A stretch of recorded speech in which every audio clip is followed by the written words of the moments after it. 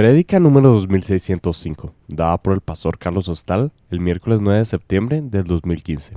Continuación, libro de Santiago: adulterio, amor por el mundo, mayor gracia, sometiéndonos a Dios. Así es que la semana pasada estuvimos en la armadura del creyente. Hoy estamos de regreso en Santiago, libro de Santiago, capítulo 4. Y estamos trabajando en el verso 1 al verso 10. Vamos a leerlo y vamos a elaborar. Santiago 4, del verso 1 al verso 10. Si son tan amables de abrir sus Biblias en Santiago capítulo 4, del verso 1 al verso 10.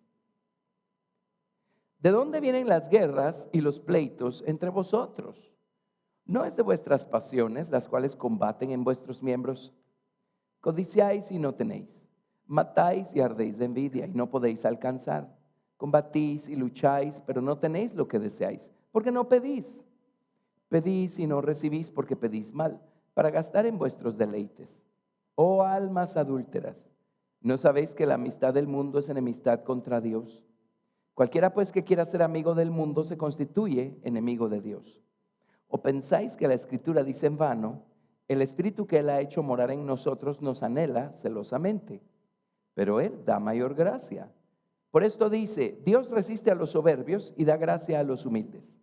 Someteos pues a Dios, resistid al diablo y huirá de vosotros. Acercaos a Dios y Él se acercará a vosotros. Pecadores, limpiad las manos, y vosotros los de doble ánimo, purificad vuestros corazones. Afligíos y lamentad y llorad. Vuestra risa se convierta en lloro y vuestro gozo en tristeza. Humillaos delante del Señor y Él os exaltará. ¿Sí? Bueno, hay una cantidad de tesoros en estos versículos, una cantidad de tesoros increíble. No vamos a regresar y a repetir lo que ya hemos estudiado en los días anteriores, pero déjenme solo refrescarles algo para que nunca perdamos de vista este principio tan importante. Este es el corazón humano y esta es la voluntad humana, que es el eje que le da dirección a todo nuestro ser. Y alrededor del corazón, que es el centro de nuestro ser, el Señor puso un espíritu, un alma y un cuerpo. Y hemos estudiado que Dios le dio 5 sentidos al hombre. Esos sentidos no solo operan a nivel del cuerpo, esos 5 sentidos operan a nivel del alma y a nivel del espíritu también. Son canales que comunican el mundo exterior, ultimada y finalmente con el corazón, y son canales a través de los cuales el corazón se expresa y se expone y exhibe su verdadera naturaleza y sus verdaderos colores. Así es que este corazón, el viejo corazón, se corrompió y se pervirtió desde el jardín del Edén a causa de las malas elecciones que hicieron nuestros primeros ancestros. Y desde entonces tenemos nosotros un problema de corazón. Y en Marcos 7:21 el Señor Jesucristo da una radiografía de la condición del corazón humano. Y es muy claro, muy explícito, es tremendo. La palabra de Dios es un espejo para vernos a nosotros mismos. Amén. Espérenme, algo no me gusta aquí con la flecha. Ahí está, está mejor. Ahora sí atraviesa la rueda.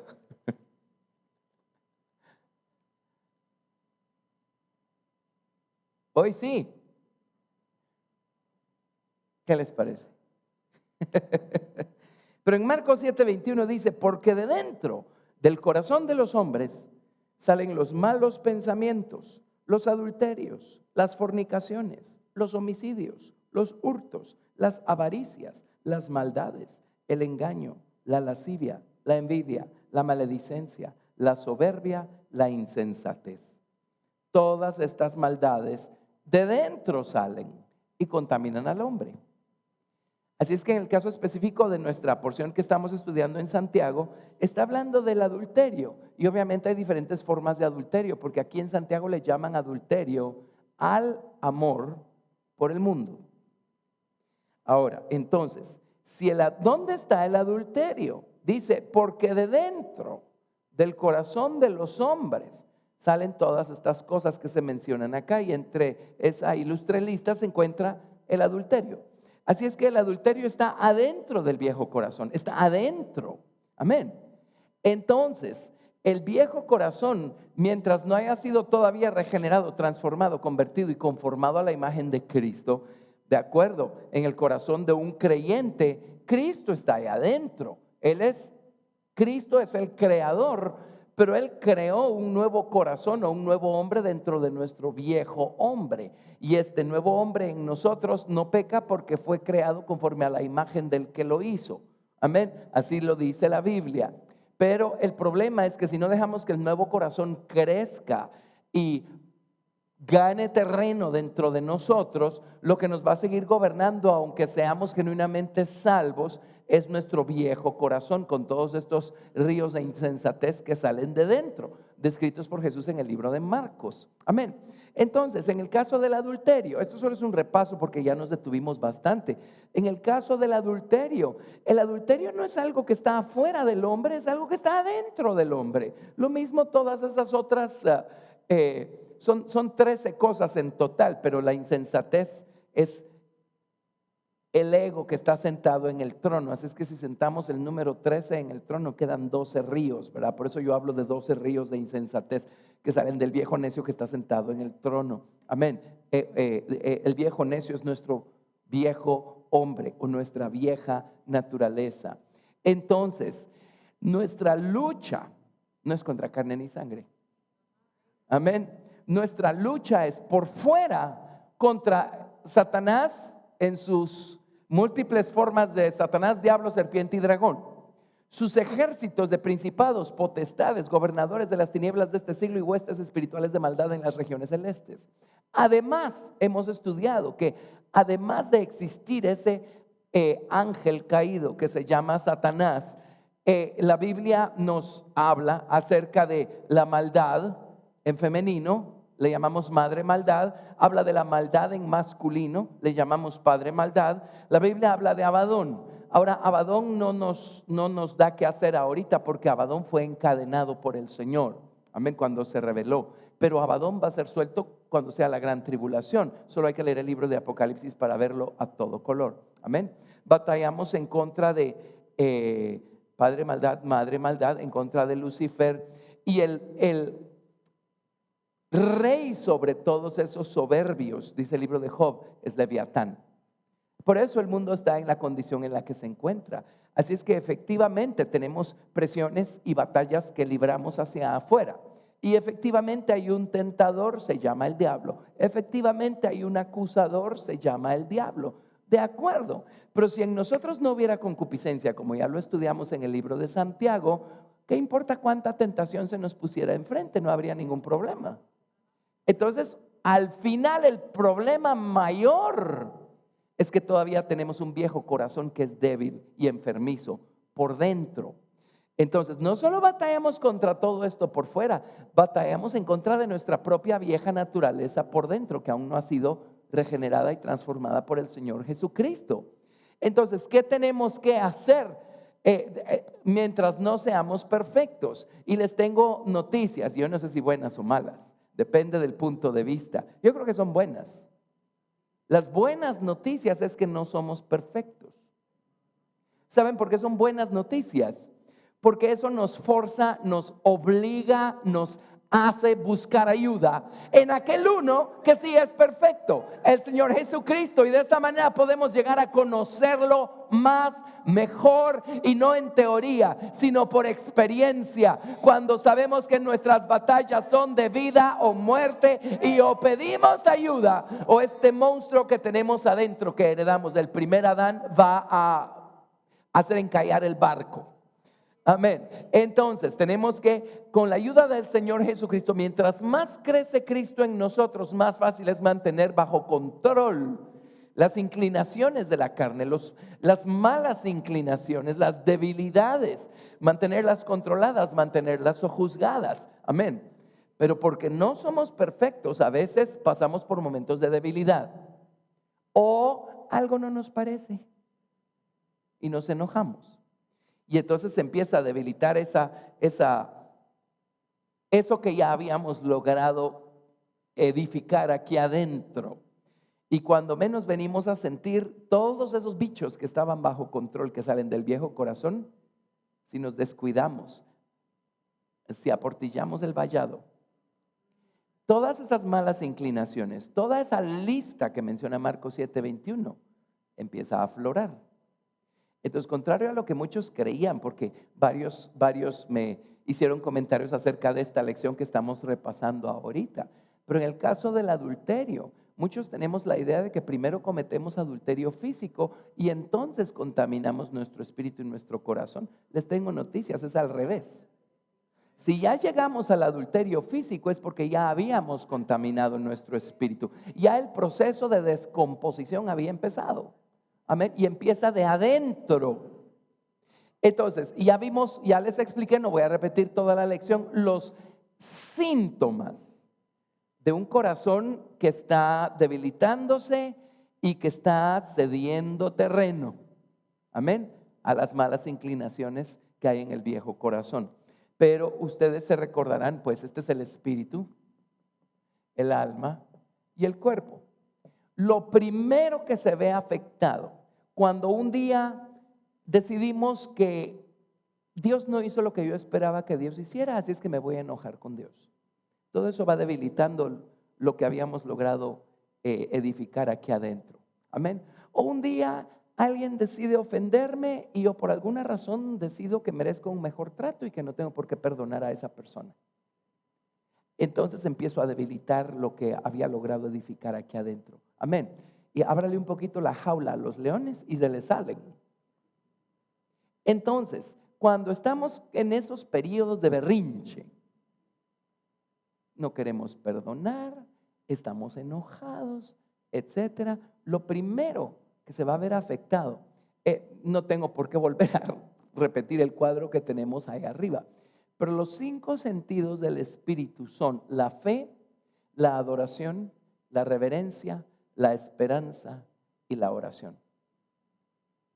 Cuando empiezo a debilitarme espiritualmente, lo primero que se ve afectado son mis sentidos del espíritu.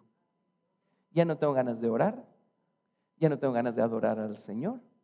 De repente los ojos del espíritu se me nublan y ya no puedo ver con claridad. La esperanza se me empieza también a desvanecer. Vamos a ver, fe, bueno, el conjunto de cosas que creo, empiezo a dudar y empezamos a darle lugar a la incredulidad, porque empezamos a oír las voces que no debemos, ¿verdad? El diablo sabe cuando estamos debilitándonos por dentro y empieza a decirnos, ya viste, todo aquello en lo que creías no te está ayudando, no te está sirviendo. Se debilita nuestra fe también. Amén. Ahí ya tenemos un problema. Si no nos detenemos allí, entonces esto que sale de dentro va a permear a través del espíritu y va a llegar al alma, al ámbito del alma. Y los sentidos a nivel del alma son la imaginación, los afectos, la memoria, la esperanza, la conciencia y la razón. Y entonces se van a ver afectados esos sentidos. Nuestros afectos, wow. Vamos a empezar a buscar el afecto de otros seres humanos de manera no recta y balanceada. La memoria, vamos a empezar a olvidar toda la bondad de Dios y toda su palabra y vamos a empezar a acordarnos y vamos a empezar a hacer una lista de toda la gente que nos ha ofendido a lo largo de toda la historia y de todas las cosas que consideramos injustas que Dios ha permitido en nuestra vida. Se va a afectar nuestra memoria, se va a afectar nuestra conciencia. Y en vez de estar conscientes de la presencia de Dios, vamos a estar conscientes de cuán feo se portan todos los demás, etcétera. La razón, la imaginación. Vamos a empezar a concebir toda clase de formas mentales, ¿verdad? Si no nos detenemos allí, lo que sale del viejo corazón va a permear ya no solo el espíritu y el alma, va a llegar al cuerpo. Y entonces vamos a pecar con nuestro cuerpo. ¿Lo ven? Jesús habló de que el amor por las cosas de este mundo son adulterio.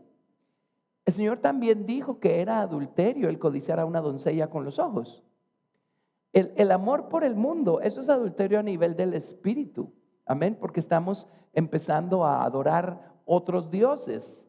Y el adulterio y la idolatría, vaya si no son sinónimos. Dios acusó a la nación de Israel de ser adúltera a causa de sus idolatrías. El amor por el mundo, el amor por otras cosas, eso es idolatría. Eso es adulterio a nivel del espíritu. Pero viene Jesús y dice, no tienen que llegar a hacerlo con el cuerpo, ¿sí? Si con su mente están codiciando a una doncella, ya están corrompiendo su mente, su alma, y ya están adulterando y ya ensuciaron su canal de la imaginación. Ese es adulterio a nivel del alma. Y luego el acto físico, pues por supuesto es corromper el cuerpo. ¿Lo ven? ¿Está claro eso? Bueno, me pareció enfatizarlo porque es muy importante. Ahora se imaginan que podemos trazar eso con todos los 12 ríos de necedad que menciona Marcos, ¿verdad? Amén. Pero todo eso sale de dentro. Y alguien dirá, ajá, si no me hubieran tentado no me hubiera pasado. No, cuando tenemos bien fortalecidos nuestros muros y viene la tentación, no va a pasar nada. El problema es que teníamos descuidados nuestros muros porque nos enojamos e hicimos un berrinche, etcétera. Amén. Entonces no podemos darnos esos lujos, ¿sí? Podemos seguir elaborando. El hermano Ismar dio varias cosas acerca de cómo la nación de Israel cometió adulterio en contra de Dios, ¿verdad? Eso es adulterio a nivel del espíritu, nuevamente, porque su pecado en ese sentido fue la idolatría. ¿Está claro esto? Amén. Entonces entendamos la naturaleza humana, entendamos cómo funciona esto. ¿Estamos con eso? Ok. Entonces casi la pregunta que hacemos acá es casi la que le hicieron los discípulos al Señor Jesucristo. ¿Quién entonces podrá ser salvo? ¿Verdad que sí? Bueno, ahora veamos qué sigue acá en el libro de Santiago. Lo que acabamos de describir es capítulo 4 del verso 1 al verso 5. Y ahí señalan pues el adulterio a nivel del espíritu, que es el amor, convertir en el objeto de nuestro amor otras cosas que no son Dios, que no son el Señor Jesucristo, quien nos ama con amor perfecto, eterno, incondicional, amor que perdona, amor que olvida. Amén, amor que no inculpa, ¿sí? Esa clase de amor. El Señor Jesucristo nos amó hasta la muerte. Entonces, ¿imaginan nosotros convirtiendo en el objeto de nuestro amor otras cosas? El mundo no murió en la cruz por nosotros. ¿Por qué le vamos a dar todo nuestro amor al mundo? Amén. ¿Lo ven? Entonces, por eso dice en el verso 5, ¿o pensáis que la Escritura dice en vano? El Espíritu que la ha hecho morar en nosotros nos anhela celosamente. El Señor nos cela, ¿sí? Y su celo es un fuego que arde. Cuando estamos en buenos términos con el Señor, ese fuego nos enciende con mayor amor, gratitud, alabanza. Amén. Pero cuando no estamos en buenos términos y el Señor viene y nos cela, ese fuego es para pérdida nuestra, porque se va a topar con nuestra madera de heno y hojarasca y se van a consumir, ¿verdad? Amén, amén. Alguien dirá, qué terrible, qué deprimente. Espérese, ahora viene el verso 6. En ese contexto, dice Santiago, pero, ¿no les gustan esos peros en la palabra de Dios? Pero Él da mayor gracia. Amén. No importa cuán desastroso sea el estado en el que puso el pecado al ser humano, hay mayor gracia. Ahora, aquí no solo dice, pero Él da gracia. Y les voy a explicar por qué dice mayor gracia. Amén. La palabra mayor significa exceso de gracia, superioridad de gracia, sobreabundancia de gracia, excelente gracia, sobra la gracia. Eso significa la palabra mayor, gracia de sobra. No solo nos da gracia en la misma proporción de la necesidad que tenemos, da eso y más. Cuando nos da su gracia, nos da aún más de lo que le pedimos, aún más abundantemente de lo que le pedimos. Amén. Gracia de sobra. ¿Sí? Así es que tenemos remedio en el Señor Jesucristo. Hay una respuesta en el Señor Jesucristo más grandiosa de lo que el hombre puede concebir. Todo lo que necesitamos hacer es recorrer esta senda que nos lleva a encontrar su mayor gracia. Y déjenme decirles una contradicción aparente. La gracia no es gratis. Amén. Y siempre les menciono un libro clásico. Si pueden conseguir uno, vean qué venden y se lo compran. Se llama El costo del discipulado. Y el autor es un alemán, Dietrich Bonhoeffer. Él es todo un personaje y un muy buen autor cristiano escribió una biografía de Bonhoeffer muy buena.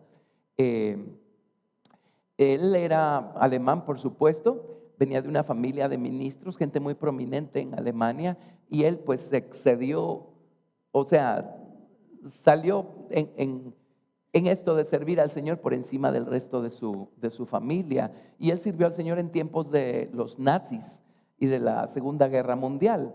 Y de hecho, su familia estuvo involucrada en los 2 intentos de asesinato que trataron de hacer con Hitler. No sé si saben que a Hitler lo trataron de asesinar 2 veces, pero el diablo lo estaba cuidando. La primera vez le pusieron una bomba debajo del escritorio donde estaba sentado. La bomba explotó, pero el escritorio estaba hecho con una madera tan gruesa que a Hitler no le pasó nada. La segunda vez le pusieron una bomba en el avión en el que iba. Hacía tanto frío que la bomba se congeló y no explotó. Pero en fin, ese es el otro lado de la historia de Dietrich Bonhoeffer, para que vean qué interesante pero uno de sus libros más clásicos se llama El costo del discipulado. El costo del discipulado. Y ahí hace un análisis del Sermón del Monte, maravilloso. Y uno de sus capítulos se llama Gracia costosa versus gracia barata. Y dice, los cristianos abaratamos la gracia, tomándola como poca cosa. Jesús me ama y me va a seguir amando, por eso puedo hacer lo que yo quiera, ¿verdad? Dice, no, esa no es la gracia del Señor Jesucristo. La gracia del Señor Jesucristo le costó a Él hasta la última gota de sangre.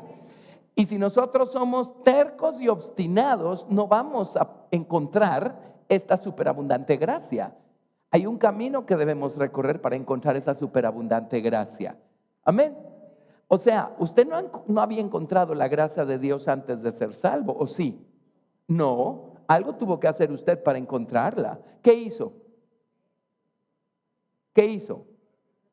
Nos tuvimos que arrepentir. Entonces la encontramos. Amén. Bueno, elaboremos acá. Pero dice, Él da,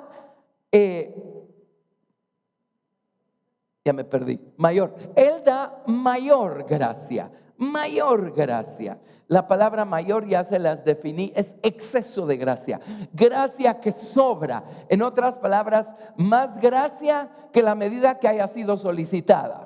Le solicitamos 1 metro de gracia, Él nos da 1,50 m de gracia. Amén. Le solicitamos 2 toneladas de gracia, Él nos da 4 toneladas de gracia. Sí, gracias a Dios. Entonces, vamos a elaborar un poquito y vamos a ver unas cosas maravillosas. Vámonos a Efesios 1, del 7 al 8. En otras palabras, Santiago aquí está poniendo una vez más, como lo hace el resto de la Biblia, al descubierto la naturaleza humana. Pero igual que como lo hace el resto de la Biblia, nos está dando el remedio y el camino para obtener el remedio. ¿Sí? Efesios 1, versos 7 y 8. Y es maravilloso que la Biblia no solo hable de gracia, sino de superabundante gracia. Efesios capítulo 1, versos 7 y 8. Dice, en quien tenemos redención por su sangre, el perdón de pecados según las riquezas de su gracia, que hizo, miren otra vez este énfasis, sobreabundar para con nosotros en toda sabiduría e inteligencia. Sobreabundante gracia. Amén. Sobreabundar.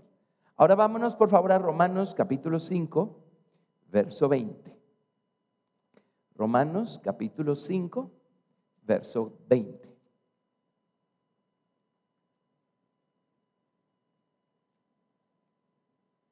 Y a mí me gusta muchísimo la definición que obtenemos de la palabra gracia del griego. ¿Saben cómo define el griego la palabra gracia? La define como la influencia divina en el corazón y su reflejo en la vida. La influencia divina en el corazón y su reflejo en la vida. Así es que sepa que si usted le pide al Señor, Señor, necesito tu gracia, y encuentra el camino, el Señor le va a dar eso y más, porque Él da súper abundante gracia. Amén, súper abundante gracia. Ahora estamos en Romanos 5:20. Déjenme explicarles esto de la súper abundante gracia o sobreabundante gracia. Y esta es una característica de la gracia que tenemos que conocer y entender. Esta es una de las características más maravillosas de la gracia de Dios. Ahora, quiero que leamos todos juntos Romanos capítulo 5, verso 20. ¿Lo tenemos? La primera palabra es pero. Vamos. Pero la ley se introdujo para que el pecado abundase. Mas cuando el pecado abundó, sobreabundó la gracia. La gracia de Dios no solo cuando hemos pecado y nos arrepentimos, digamos que nuestro pecado tiene este tamaño. Entonces venimos al Señor y le decimos, Señor, perdóname, soy culpable, me arrepiento, aquí está mi pecado. Entonces viene el Señor y dice, muy bien, aquí te va mi gracia. Ahora su gracia no regresa de este tamaño, regresa como de este tamaño, como de este tamaño. Por eso después que hemos sido lavados con la sangre preciosa del Señor Jesucristo, el cielo se ve más azul, la grama se ve más verde. Amén, ¿es cierto o no es cierto? El sol brilla más fuerte. Es como que no solo quedó saldada la deuda, además de quedar saldada la deuda, Él nos pagó los intereses. Amén. Gracias a Dios. Donde abundó el pecado, sobreabundó la gracia. ¿Qué significa esto? Que la gracia de Dios no está supeditada a la medida de pecado que nosotros pongamos en el altar a cambio de que Él nos dé su gracia. Amén. Amén. Nosotros venimos con esta medida, Señor, perdóname y límpiame de esto. Y el Señor viene con esto. Y donde abundó el pecado, sobreabundó la gracia. Quiere decir que la gracia de Dios tiene la capacidad para acomodarse, incrementarse, elongarse. Amén. Elongarse, elongarse. Eso significa que ningún ser humano en este planeta puede ganarle a la gracia de Dios. No importa cuán profundo sea el pecado que haya cometido alguien. No importa cuán oscuras sean las tinieblas que hay en el corazón de alguien. No importa cuán feo, horroroso, grotesco sea lo que alguien haya cometido. Amén. El pecado del hombre no puede ganarle a la gracia de Dios. No puede ganarle a la gracia de Dios. Y si el pecado abunda, la gracia entonces tiene la capacidad para estirarse, elongarse, incrementarse. Amén. No hay nada que el hombre cometa para lo cual no haya suficiente gracia y más que suficiente gracia. Por eso insisto y les he explicado, el pecado imperdonable no tiene nada que ver con la sangre del Señor Jesucristo y con el poder perdonador de la sangre. El pecado imperdonable es cuando nosotros dejamos completamente afuera de nuestra vida al Espíritu Santo, quien es quien nos convence de pecado. Amén. Y quien es quien nos impulsa y conduce a los pies de la cruz para que allí nos arrepintamos. Cuando dejamos al Espíritu Santo completamente afuera de nuestra vida, porque ya nos resistimos al Espíritu. Amén. Contristamos al Espíritu, apagamos al Espíritu y blasfemamos en contra del Espíritu Santo.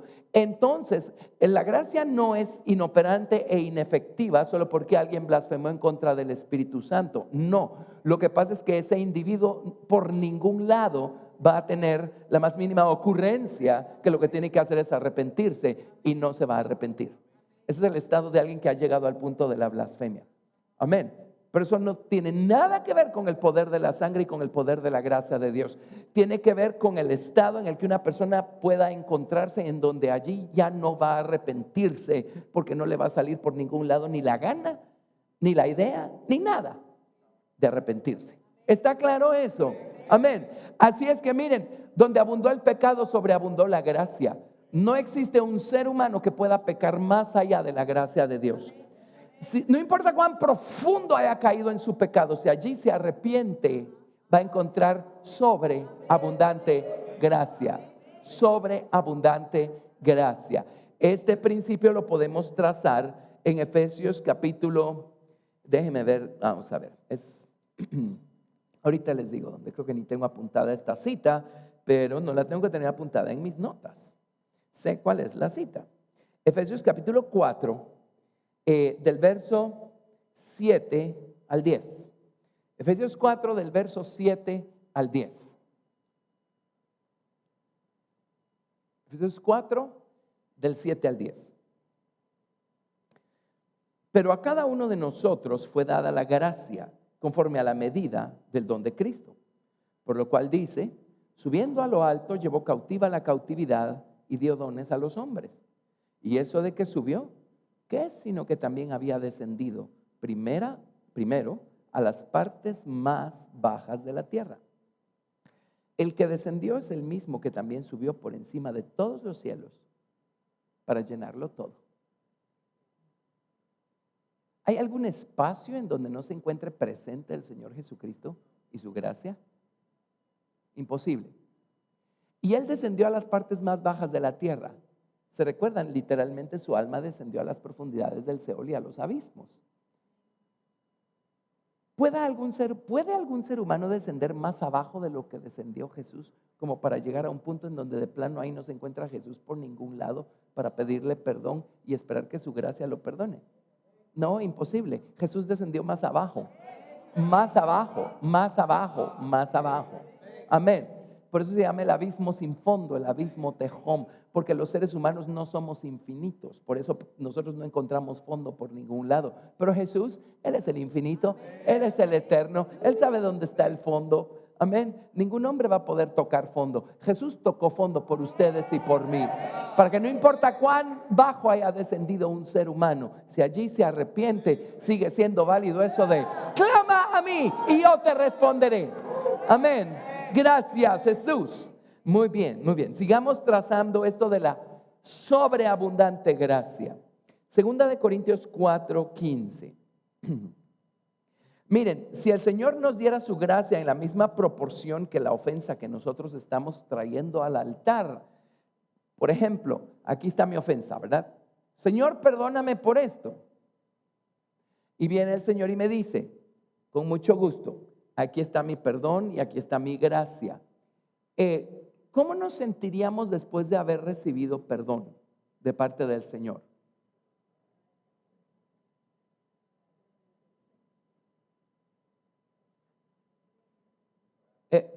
Hemos recibido perdón de parte del Señor alguna vez por algo, ¿verdad? Ok. Si el perdón que Él nos otorga o la gracia que Él nos otorga es en la mismísima proporción que la ofensa cometida que le hemos confesado, entonces, ¿cómo nos sentiríamos cuando el Señor viene y dice: te perdono?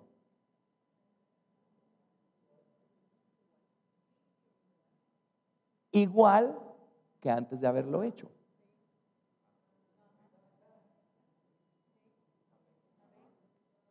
Pero nuestra experiencia prueba otra cosa. Vengo yo y le digo al Señor: Señor, este es mi pecado, te lo confieso, perdóname, límpiame. Viene el Señor y me da su gracia. ¿Cómo nos sentimos después que el Señor nos perdona? Definitivamente No regresamos a estar igual que cuando empezamos. El Señor nos sube a un nivel más alto, nos lleva a una nube más alta. Salimos de allí con más gratitud, más amor, un corazón ensanchado para el Señor. No regresamos al punto donde habíamos comenzado todo este proceso. Cuando termina el proceso nos encontramos mucho más expandidos, amén, más alto, más profundo en nuestra relación con el Señor Jesucristo. Ese es el efecto de su superabundante gracia. ¿Está claro esto de la superabundante gracia? Un poquito que le entreguemos al Señor y Él nos da este tanto de vuelta. Amén. Por eso es tan maravilloso vivir al día con Dios, confesarle nuestras faltas, nuestras culpas. Amén. Su gracia es superabundante. En otras palabras, excede a la ofensa cometida. Amén. Sobra, hay de más. Por eso es que cada vez que nos arrepentimos sinceramente, experimentamos un incremento espiritual en toda dirección. Amén. En nuestro amor con el Señor, en nuestra cercanía, en nuestra relación con Dios. ¿Hoy sí? Muy bien, gracias a Dios. ¿Por qué no bendecimos a Dios por esta superabundante gracia? ¡Hey! Gracias, Jesús, gracias. Bendito Jesús. Gracias, Señor. Gracias a Dios. Vámonos a 2 de Corintios capítulo 4, verso 15. 2 de Corintios 4, 15. 2 de Corintios 4, 15. Porque todas estas cosas padecemos por amor a vosotros, para que, abundando la gracia por medio de muchos, la acción de gracias sobreabunde para la gloria de Dios. Cuando el Señor nos da su gracia, ¿saben qué va a ocurrir? Nuestra gratitud va a sobreabundar, a sobreabundar. Venimos bien, somos agradecidos, pero cometemos esta ofensa. Este era nuestro tamaño espiritual y ese es el tamaño de nuestra ofensa. Señor, perdóname, soy culpable, me arrepiento, perdóname. Amén. Cuando salimos de eso, nuestra gratitud no sigue siendo la misma que teníamos antes, se vuelve como de este tamaño, porque es en proporción a la sobreabundante gracia que recibimos. Amén. Sobreabundante acción de gracias. ¿Qué más sobreabunda cuando el Señor nos da su superabundante gracia? 2 de Corintios capítulo 7, verso 4. 2 de Corintios capítulo 7, verso 4. Mucha franqueza tengo con vosotros, mucho me glorío con respecto de vosotros. Lleno estoy de consolación, sobreabundo de gozo en todas nuestras tribulaciones. ¿Sí? Nuestra experiencia con Dios es esta. Vamos al Señor porque necesitamos más de su gracia que se encuentra en el altar de bronce a los pies de la cruz. Cuando salimos de esa experiencia, nuestro gozo no es lo que era antes, es como de este tamaño. Y cuando es de este tamaño, cuando estamos pasando por una tribulación, por una adversidad, por angustia, resulta que nos va a sobrar gozo. Nos va a sobrar gozo. Vamos a tener superabundante gozo aún en medio de las tribulaciones. El Señor nos hace tener un incremento espiritual cada vez que echamos mano de su gracia. Amén. Gracias, Jesús. Bueno, ahora oigan esto. Efesios 3:20. Vamos a leer todos en voz alta Efesios 3:20. Efesios capítulo 3, verso 20. Leamos el verso 20 y el verso 21 para hacerlo así completo. ¿Están todos listos? Efesios 3:20, la primera palabra es y. Vamos. Y aquel que es poderoso para hacer todas las cosas mucho más abundantemente de lo que pedimos o entendemos, según el poder que actúa en nosotros. A Él sea gloria en la iglesia, en Cristo Jesús, por todas las edades, por los siglos de los siglos. Amén. Démosle gloria a Dios. Amén. ¡Hey! mucho más abundantemente de lo que pedimos o entendamos. Nunca le vamos a ganar a Dios. Nunca le vamos a ganar a Dios. Amén. Ese era el problema de Job. Job un día tuvo la ilustre idea que él era más justo que Dios. Entonces Job se hizo de este tamaño y a Dios lo hizo de este tamaño. Las cosas no funcionan así. Por eso le tomó como 30 capítulos quejarse hasta que entró en razón y encontró la superabundante gracia. La superabundante gracia de Dios le dio a Job al final el doble de todo lo que Job tuvo al principio. La superabundante gracia. Amén. Bueno, entonces ahora yo no sé si ya conectaron A con B. Pero déjeme poner una palabra acá.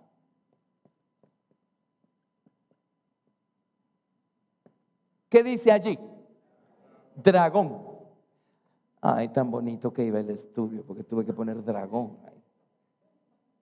La palabra hebrea es tanín. Tanín significa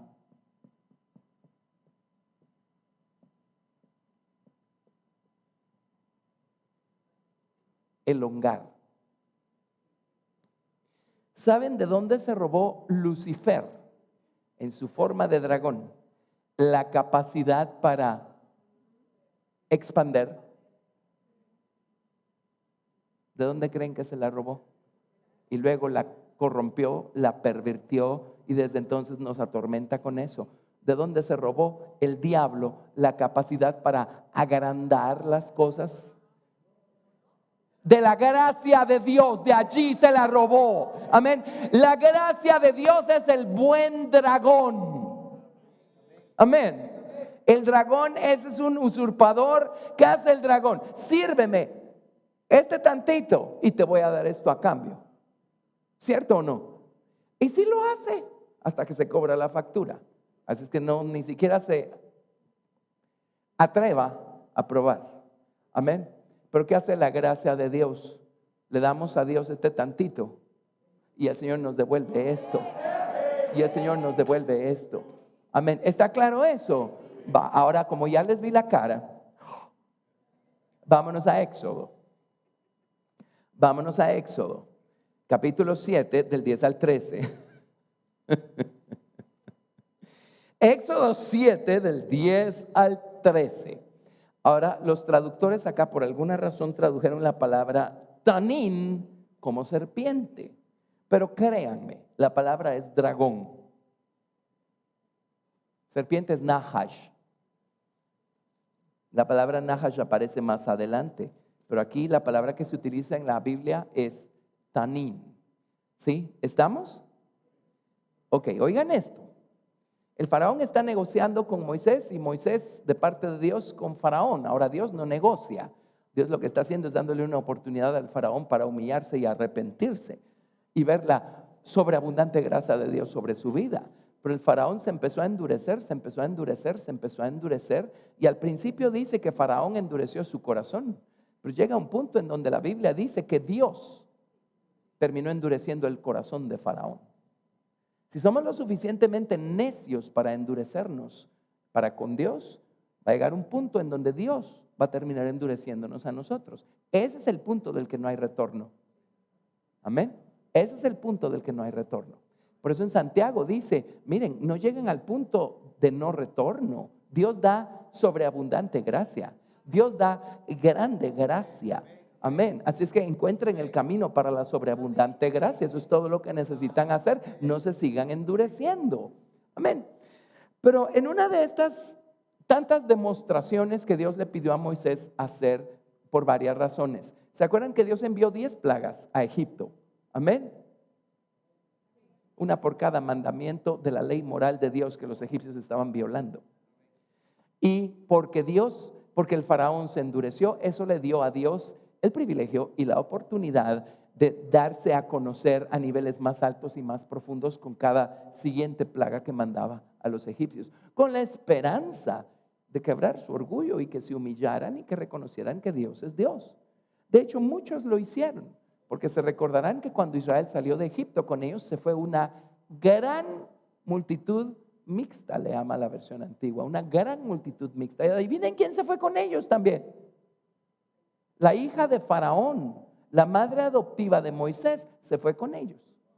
Ajá, eso es en la Biblia. ¿Qué les parece? O sea, sí hubo conversos entre los egipcios. Amén. Por supuesto, también hubo curiosos entre los egipcios. Y por regla general, cuando empezaban las murmuraciones y las quejas, empezaban con la famosa multitud mixta. ¿Ok? Bueno, pero una de esas demostraciones es la siguiente. Éxodo capítulo 7, verso 10. Vinieron pues Moisés y Aarón a Faraón e hicieron como Jehová. Espérenme, no. Mejor les leo desde el verso 1.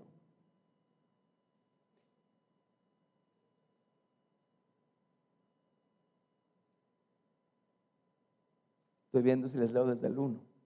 Bueno, ya estamos ahí, leamos desde el 1. Jehová dijo a Moisés: mira, yo te he constituido Dios para Faraón, Dios con D minúscula, y tu hermano Aarón será tu profeta. Tú dirás todas las cosas que yo te mande, y Aarón tu hermano hablará a Faraón para que deje ir de su tierra a los hijos de Israel. Y yo endureceré el corazón de Faraón y multiplicaré en la tierra de Egipto mis señales y mis maravillas. Y Faraón no os oirá. Mas yo pondré mi mano sobre Egipto y sacaré a mis ejércitos, mi pueblo, los hijos de Israel, de la tierra de Egipto con grandes juicios. Y sabrán los egipcios que yo soy Jehová cuando extienda mi mano sobre Egipto y saque a los hijos de Israel de en medio de ellos. E hizo Moisés y Aarón como Jehová les mandó, así lo hicieron. Era Moisés de edad de 80 años y Aarón de edad de 83 cuando hablaron a Faraón. Habló Jehová a Moisés y a Aarón diciendo: si Faraón os respondiere diciendo, mostrad milagro, dirás a Aarón: toma tu vara, échala delante del Faraón para que se haga tanín. Dragón. Por alguna razón quisieron traducirlo serpiente, pero serpiente está equivocado. Dragón. Así es que sigamos. Vinieron pues Moisés y Aarón a Faraón e hicieron como Jehová lo había mandado. Y echó a Aarón su vara delante del Faraón y de sus siervos y se hizo dragón, tanín. Entonces llamó también Faraón a sus sabios y hechiceros. Y vinieron sus sabios y hechiceros. Y según recuerdo, en el Nuevo Testamento le dan nombre a dos de los sabios y hechiceros. ¿Se acuerdan? Janes y Jambres eran dos de los famosos hechiceros del faraón. Así es que se volvieron célebres e ilustres los hechiceros del faraón. Y aparecen los hechiceros, ¿verdad? Con sus varas. Y viene Faraón y les dijo: imiten eso, muchachos. Entonces agarraron sus varas, las tiraron al piso y adivinen en qué se convirtieron. En dragones, tanín. Hicieron también lo mismo los hechiceros de Egipto con sus encantamientos. Pues echó cada uno su vara, las cuales se volvieron, aquí dice culebras, pero la palabra hebrea es tanín, dragón. Y así tratamos nosotros al Señor muchas veces. Viene el Señor buscando llamar nuestra atención. Viene el Señor de muchas maneras buscando movernos al arrepentimiento, ¿verdad? Y venimos nosotros y decimos, es como que es un duelo, ¿verdad? Como que es un duelo, y ahora nosotros le vamos a demostrar al Señor que podemos sin Él. Suena como a una pulga desafiando a un elefante, ¿verdad? Amén. Nunca se me olvidó, hay cosas que son aparentemente irrelevantes, pero nunca se me olvidó porque de chiquito alguien me contó la historia de un elefante que vino y puso su pata encima de un hormiguero. Entonces las hormiguitas empezaron a subirse al elefante y la que iba más arriba, todas las de abajo le empiezan a gritar: ahórcalo, ahórcalo, ahórcalo. Nunca se me olvidó porque fue una imagen, lo vi en mi mente y dije: nosotros somos exactamente igual con Dios. Amén. O sea, creemos que le vamos a ganar a Dios y nunca le vamos a ganar a Dios, ¿verdad? Tiraron sus varas y se volvieron dragones también, ¿sí? Pero ¿qué creen que pasó? Pues echó cada uno su vara, las cuales se volvieron culebras o dragones, tanín. Mas la vara de Aarón devoró, tragó. eliminó los dragones que hicieron los hechiceros, devoró las varas de ellos. El corazón de Faraón se endureció y no los escuchó como Jehová lo había dicho. Ahora, ¿qué tiene de relevante esta historia? Miren, los hechiceros no saben que Dios los usó para hacer una demostración tremenda. Pensamos en el dragón, ¿verdad? Y que anda quién sabe dónde. Y por supuesto que sí es así, pero por el otro lado se nos olvida recordar que fue el dragón el que provocó semejante caos en el corazón humano allá en el jardín del Edén. Amén. ¿Sí? Así es que esa naturaleza se coló a la voluntad humana, se coló al corazón humano, y eso fue lo que generó estos ríos de necedad que menciona Marcos 7, versos 21 y 22.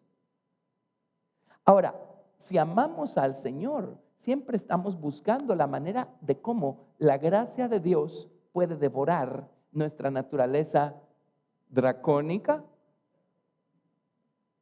¿o no? Si amamos al Señor, nuestro clamor es: Señor, devora este enojo, devora estas debilidades, estos malos pensamientos, adulterios, fornicaciones, hurtos, avaricias, lascivias, envidias, concupiscencias. Señor, devora esto. Amén. Bueno, resulta ser que la vara de Aarón devoró las varas de los hechiceros. Todo lo que estaba esperando la vara de Aarón, que estaba en el piso, es que las varas de los hechiceros llegaran al suelo. Una vez llegaron al suelo las varas de los hechiceros, el dragón que estaba en la vara de Aarón devoró, eliminó, exterminó las varas, los dragones de los hechiceros. ¿Cuál es el principio acá? Toda la escritura es inspirada por Dios y útil para usted y para mí hoy.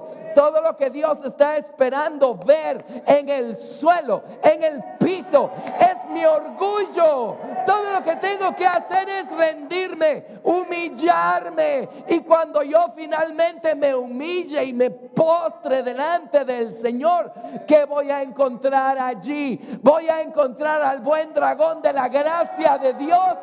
Y la gracia de Dios va a devorar mi naturaleza que me heredó Adán, y a Adán se la consiguió por culpa de la serpiente.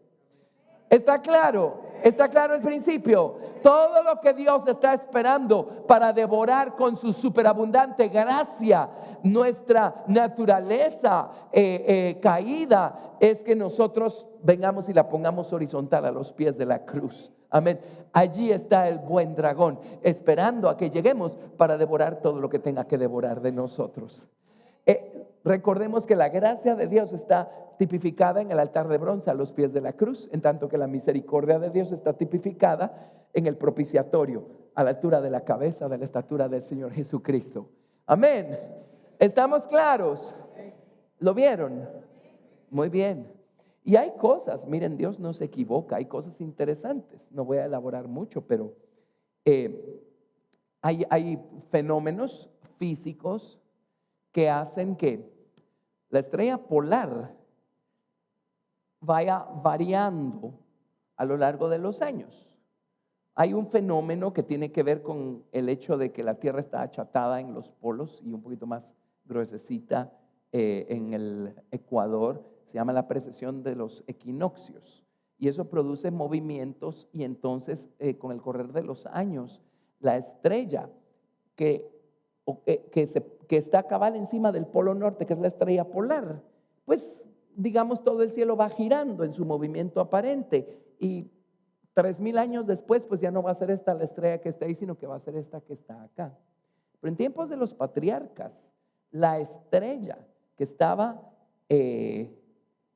ahí arriba como estrella polar, y todavía la estrella polar hoy en día, aunque no está exactamente encima del polo, pero todas las estrellas que han servido para orientar a los navegantes, para orientar las caravanas.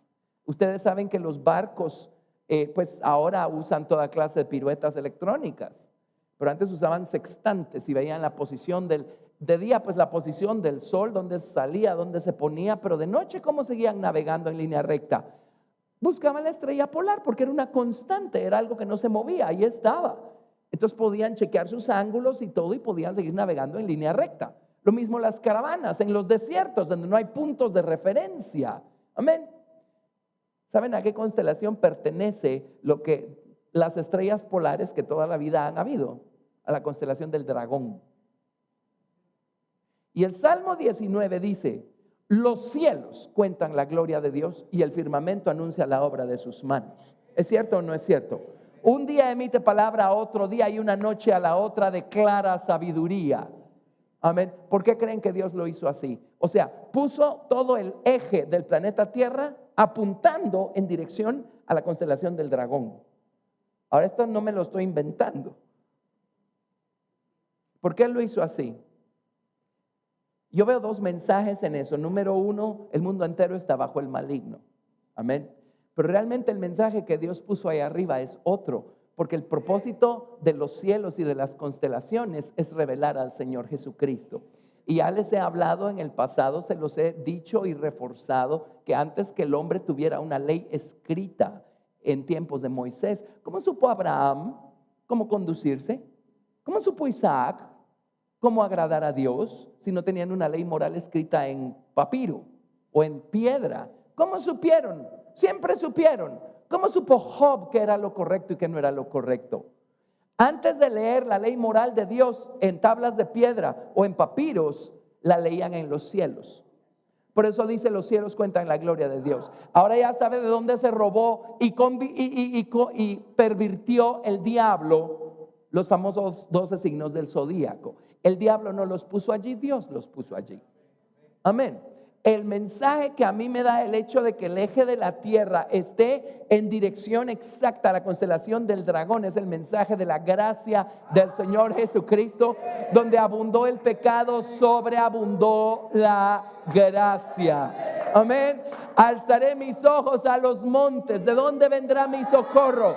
Mi socorro viene de Dios, que hizo los cielos y la tierra. Amén. ¿Lo ven? ¿Ven qué maravilla? Donde el pecado abundó, sobreabundó la gracia. La gracia se elonga, se expande, se acomoda y siempre para más y para mejor. Amén. No importa cuánta gracia clamemos en base a el tamaño de nuestra confesión y nuestro arrepentimiento, la gracia que nos viene de regreso es siempre mayor, siempre sobreabundante, siempre sobreabundante. Amén. Así es que ven por qué es tan maravilloso saber arrepentirse, saber ir al Señor y decirle: perdóname. Amén. Bueno, démosle otro aplauso al Señor Jesucristo. Gracias a Dios. Hey. Bueno, regresemos a Santiago 4, porque ese es el verso 6. Ahora tenemos que pasar al 7. ¿Está claro el verso 6 de Santiago? Bueno, miren el camino a la superabundante gracia. Tiene 8 pasos. Tiene 8 pasos. Número 1, someteos a Dios. Someternos. Número 2, resistir al diablo y él huirá de vosotros. Número 3,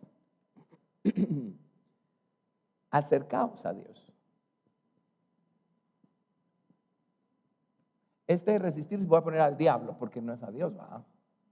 Trate de resistir a Dios y me cuenta a ver cómo le va. Número 4, limpiar las manos.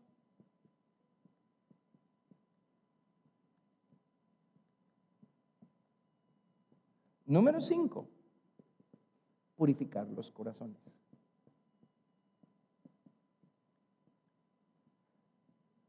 Pues solo tenemos uno, ¿verdad? Pero pongamos el corazón. Bueno, la verdad tenemos 2. El corazón Leb y el corazón Lebab, pero es uno solo. Purificar el corazón. Número 6, afligirnos. Número 7, lamentar. Creo que me comí uno. Vamos a ver. Afligirnos, lamentar. Sí, me comí uno. Entonces son 9. Número 8, llorar. Ahí ya sé por qué me comí ese. Es que me emocioné con el anterior y entonces me brinqué al último. Y número 9, humillarnos. Ahora, todo esto es humillarnos, pero les voy a explicar cómo sí es, pero todavía no es. Voy a quitarles esto acá. Humillarnos.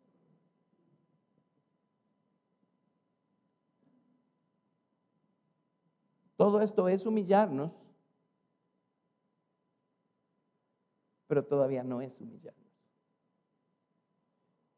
Ese es el camino. Leamos Santiago 4, del 6 al 10. Dice, pero Él da mayor gracia o sobreabundante gracia. Por esto dice, Dios resiste a los soberbios y da gracia a los humildes. Entonces, lo que está diciendo Santiago es, siga actuando con soberbia y lo único que está haciendo es manteniendo a Dios lejos del cuadro. Siga actuando con soberbia y lo único que se está perdiendo usted es la superabundante gracia de Dios. Siga actuando con soberbia y le va a pasar las del faraón. Se va a seguir endureciendo hasta el punto en donde entonces ahora Dios lo va a entregar a la dureza de su propio corazón y Dios lo va a endurecer. Y ese es el punto del cual ya no hay retorno. Amén. Ajá. Sigue actuando con soberbia y Dios lo va a resistir a usted. Pero el chiste no es ese. El chiste es que nosotros resistamos al diablo, no que Dios nos resista a nosotros. Entonces dice, someteos pues a Dios. Resistid al diablo y huirá de vosotros. Acercaos a Dios y Él se acercará a vosotros. Pecadores, alguien dirá, eso es para el otro. No, es para mí y para usted. Pecadores, limpiad las manos. Y vosotros los de doble ánimo. Ahí le debe estar hablando a alguien más. Purificad vuestros corazones. Afligíos, lamentad, llorad y vuestro gozo, vamos a ver. Afligíos, lamentad y llorad. Vuestra risa se convierta en lloro y vuestro gozo en tristeza. Humillaos humillaos delante del Señor y Él os exaltará. ¿Y cómo nos exalta el Señor? Con su superabundante gracia. Su superabundante gracia. Amén. Ese es el camino. Así es que estudiemos el número 1. El número 1 es someternos. ¿Se acuerdan de su convención de la semana pasada? Fortaleceos en Adonai. O sea, el punto número 1, ¿cuál es? Someternos a Dios significa, la palabra someter significa subordinar, obedecer, doblar la rodilla. Eso significa someter. ¿Qué es someter? ¿Qué es someternos a Dios? Someternos a Dios es empezar a entender y a practicar el hecho de que no es Dios mi subordinado. Hemos venido tratando a Dios como nuestro subordinado hasta acá. Dame, hazme, bendíceme. Y Dios nos da, nos hace y nos bendice. Hasta el día en el que decide que ya es tiempo que dejemos de ser bebitos y pasemos a ser por lo menos jóvenes. Entonces un día no nos da. Ese día despertamos y si amamos al Señor con todo el corazón, vamos a decir, Señor, perdóname, ya entendí. O sea, tú no existes para servirme a mí, yo existo para servirte a ti. Amén. Pero con esas cosas Dios prueba nuestro corazón, porque a veces lo que descubrimos es que más nos enojamos y más le exigimos a Dios y Dios menos nos da, ¿verdad? Bueno, ahí empieza el forcejeo y nosotros empezamos a resistir a Dios, vamos a ver cuánto aguantamos. ¿Sí? Bueno, someternos a Dios es reconocer su soberanía. ¿Por qué nos metemos en problemas? ¿Por qué dejamos que lo que hay en nuestro viejo corazón corra rampante por todos lados? Corrompiendo nuestro espíritu, nuestra alma, nuestro cuerpo y luego corrompiendo a los demás que tenemos a nuestro alrededor. ¿Por qué ocurre eso? ¿Sí? Porque un día tuvimos la genial idea de pensar que es Dios el que se tiene que someter a nosotros. Su voluntad tiene que estar sometida a la nuestra, no la nuestra a la suya. Entonces, ¿dónde empezamos a encontrar la sobreabundante gracia? Cuando decimos, Señor, ya entendí, hay algo malo en este cuadro. Sí, todo el tiempo estoy esperando y pretendiendo que tú te subordines a mí, cuando de lo que se trata es de que yo sea tu subordinado. En otras palabras, ya entendí que yo no soy el Señor, el amo, el dueño, el supremo decididor y el controlador de las cosas. Tú eres el Señor, el amo, el dueño, el soberano controlador y el supremo decididor sobre todas las cosas. Amén. Tú no solo eres el Señor en términos generales, tú eres mi Señor, mi dueño. Ya entendí que tú eres mi amo. Yo soy tu subordinado. Y entonces allí es donde nosotros empezamos a reconocer su soberanía. En hebreo la palabra someternos significa doblar las rodillas. Y uno siempre dobla las rodillas delante de una persona mayor. Ahí ven ustedes cómo funciona la misericordia de Dios.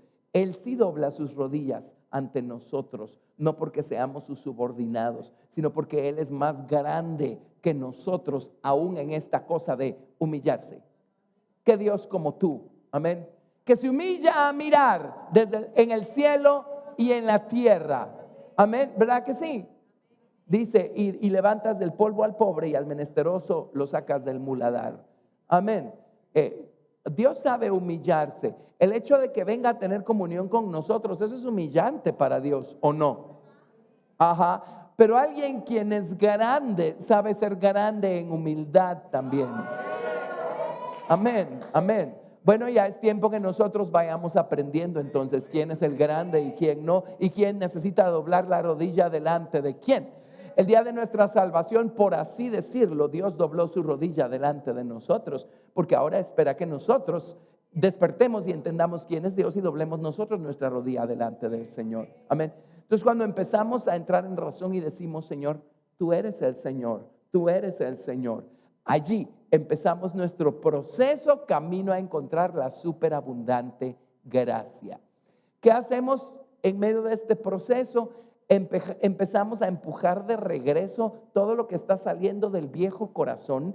Empezamos a retomar el terreno que perdimos por algún berrinche, algún descuido, algún enojo, alguna falta de perdón. Empezamos a someter y a sojuzgar las pasiones de nuestra carne y finalmente las metemos dentro de las cuatro paredes de su nombre. Amén. Pero todo empieza cuando, número uno, reconocemos que Él es el Señor y nos sometemos a Dios. ¿Está claro esto de someternos a Dios? Cuando nos sometemos a Dios, automáticamente renunciamos a nuestra necia y tonta soberanía carnal, a nuestra necia independencia carnal, a nuestra orgullosa independencia carnal. Y muchos de nuestros conflictos es que Dios no me deja hacer lo que yo quiero. Bueno, ya era hora que despertara. Es que de eso se trata. Amén. Entonces empezamos a someternos a Dios. Cuando finalmente despertamos y nos humillamos. Pues este es el punto número uno de nuestro proceso de encontrar el lado humilde, ¿verdad? Reconocer que Él es el Señor, el amo, el dueño y el soberano. Amén. Bueno, Dios mediante la otra semana vemos el punto 2 y los demás puntos. El tiempo corrió, así es que lo vamos a dejar allí. ¿Están viendo el cuadro grande? ¿Están viendo el cuadro? ¿Ven qué insensato es el hombre cuando empieza a desafiar a Dios y a resistirse a Dios y a negociar con Dios y a regatear con Dios? ¿Verdad? No, como que no vale la pena.